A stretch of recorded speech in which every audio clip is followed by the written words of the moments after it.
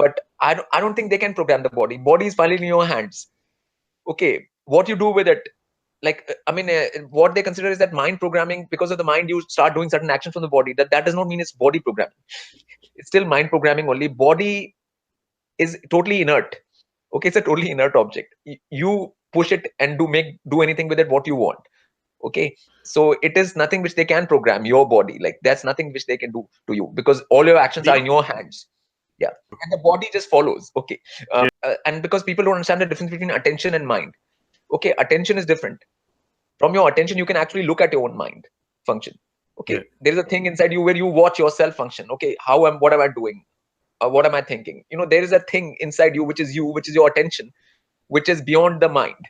Okay, so people have to get to that state of attention more than the state of the mind. A lot of people are caught more in the mind level rather than the attention. And that's where, like, if you go to nature and stuff and you look at something outside, you are there watching the mountains or the trees or some beautiful scene or something, you have to use your attention. Like it's not like your mind is thinking 100 things or whatever it might be thinking about. Oh, I have to pay the bills, I have to do this, I have to do that, like I have to, or you have to.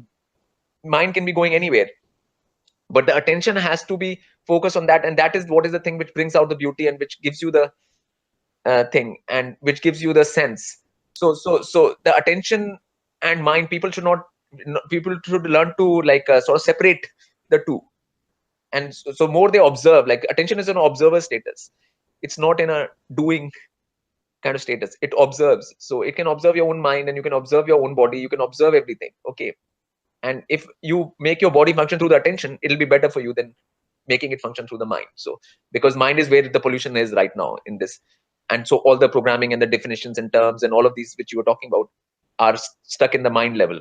Okay, and intellect level also, like, is not working in most people, because intellect is supposed to be a pure thing. It has to deal with pure principles only. Pure principles means like the principles of the multiverse, which have always been there, which will always going to be there, and they'll never change. Okay, they are called pure principles.